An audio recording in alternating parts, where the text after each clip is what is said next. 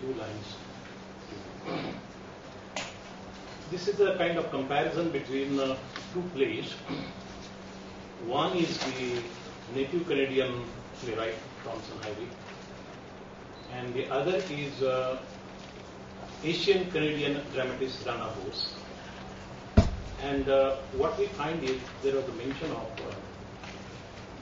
the psyche of native Canadians, and this is significantly presented in Ivan's play. And of course, Rana Bose's play is a kind of agitprop, mainly that is the protest play. I straightly come to my paper. The Race Sisters by Thomson Harvey, the native Canadian playwright, and 5 or 6 characters in Search of Toronto, 1993 by Rana Bose, the South Asian Canadian dramatist, belong to the theatre of protest in Canada. Both the plays belong to the theatre of the marginalized, but are first nations in the Canadian multicultural mosaic. Now I turn to this second play, the Southeast Asian play. 5 or 6 characters in Search of Toronto, published 1993, is a South Asian Canadian play written by Rana Bose. Could you quickly summarize? Yeah, I'll do that. Yeah. Of 8,11,000 hospitals and healthcare facilities. Now, the introduction. Healthcare is one of India's largest sectors in terms of revenue and employment, and the sector is expanding rapidly. During the 90s, Indian healthcare grew at a compound annual rate of 16%. Now, today, the total value of the sector is more than 34 billion US dollars.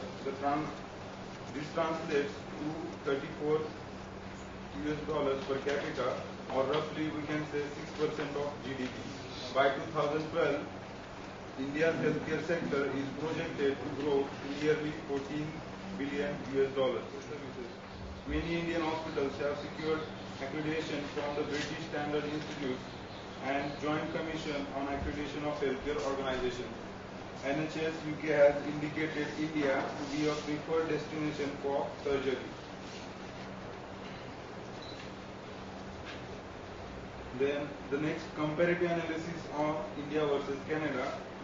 In this comparative, the total population of India, it is 1,015,17,51,000, whereas Canada is having only 32 lakhs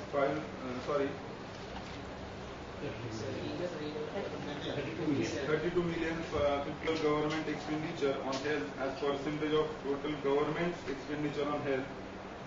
In India it is very low, that is 3.5, and in Canada 17.5.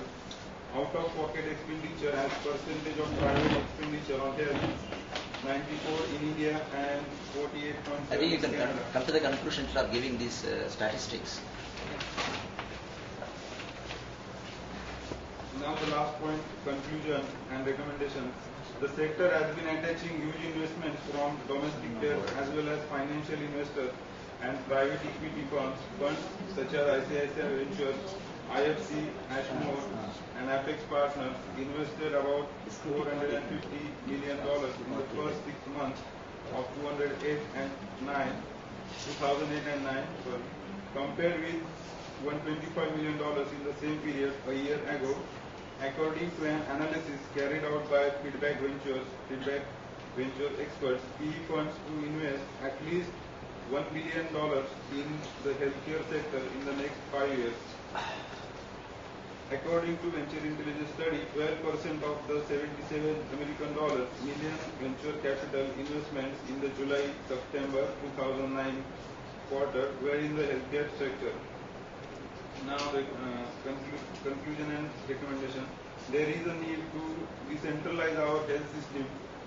Local bodies and panchayats rather than the central government should have control on government hospitals and primary healthcare centers.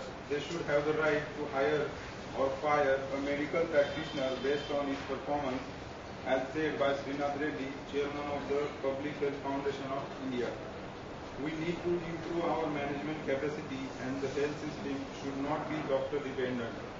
We should focus on task shifting where nurses and paramedics are trained to handle.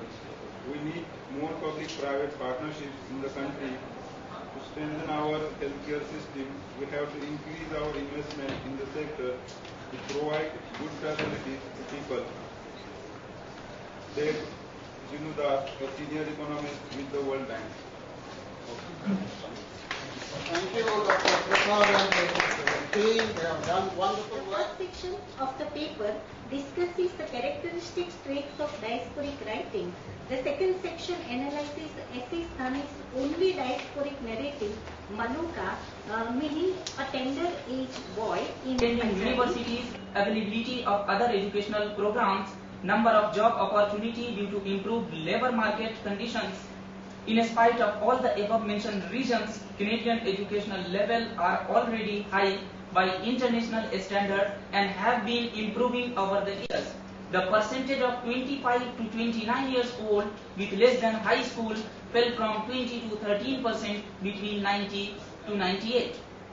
While the percentage of university graduates increased from 17% to 26% during the same period, in 1998, approximately 1.4 million adults aged 25 to 54 years enrolled in formal educational programs as compared to 57,600 students in the age group of 17 to 24. Though the Indian achievement with regard to higher education has been substantial in quantitative